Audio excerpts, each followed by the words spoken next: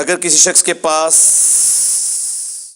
اپنے ہی چلتے کاروبار میں پیسے انویسٹ کرنے کے پیسے نہ ہوں اور کوئی دوسرا شخص اس کو انویسٹمنٹ کی نیت سے دے اور وہ کاروباری شخص اسے یقین دلائے کہ 100% آپ کے پیسے نہیں ڈوبیں گے اور کہے کہ ایک خاص مدت کے بعد آپ کے پیسے میں آپ کو دے دوں گا اور پروفٹ کا کچھ حصہ ان پیسے کے اوپر آپ کو دوں گا، تو کیا وہ اضافی پیسے سود ہوں گے؟ ایک کیس میں سود نہیں ہوں گے اور ایک کیس میں سود بن جائیں گے۔ اس کو آپ اصولی طور پر سمجھ لیں۔ آپ نے کسی سے 10 لاکھ روپیہ ادھار لیا اور آپ نے کہا کہ میں آپ کو یہ قرض بھی واپس کر دوں گا، اوپر کچھ دے دوں گا، وہ تو 100% سود ہے۔ اس کی بجائے آپ اسے ریٹرن میں ایگریمنٹ کریں کہ یہ 10 لاکھ آپ مجھے دیں، میں جو کچھ بھی اس سے کماؤں گا نا اس کا 5% یا 10% یا 20% جو بھی آپ طے کر لیں وہ آپ کو دوں گا۔ 10 لاکھ کا 5% نہیں، وہ سود ہوگا۔ جو کما رہے ہیں اس کا 5، 10 یا 15 یا 20 یا 50%۔ یعنی اگر آپ نے کمایا ہے نا اس سے 50,000 اور آپ نے کہا میں آپ کو 50% دوں گا، تو آپ اسے 25,000 دے دیں۔ اگلی دفعہ آپ نے 20,000 کمایا، آپ اسے 10,000 دے دیں۔ اگلی دفعہ آپ نے 5,000 کمایا، آپ اسے 2,500 دے دیں۔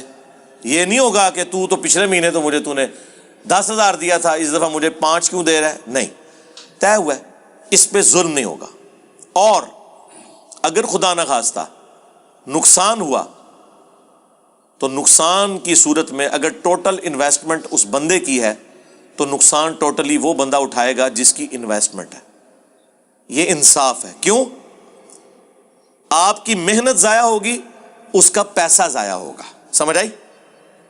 آپ کا نقصان یہ کہ آپ کی محنت ضائع ہوئی، اس نے تو محنت نہیں کی، وہ سلیپنگ پارٹنر ہے، اس کی رقم ڈوبے گی، آپ کی محنت ڈوبے گی، کیونکہ آپ کو بھی تو پروفٹ کوئی نہیں ہوا۔ آپ کا نقصان یہ ہے کہ آپ نے جو محنت کی وہ ڈوب گئی، اس کا نقصان یہ ہے کہ اس کا اتنا پیسہ ڈوبا۔ اور پروفٹ کے کیس میں آپ پروفٹ اس لیے لے رہے ہیں کہ آپ اس پیسے سے محنت کر رہے ہیں، وہ پروفٹ اس لیے لے رہا ہے کہ اس نے آپ کو پیسہ دیا ہوا ہے۔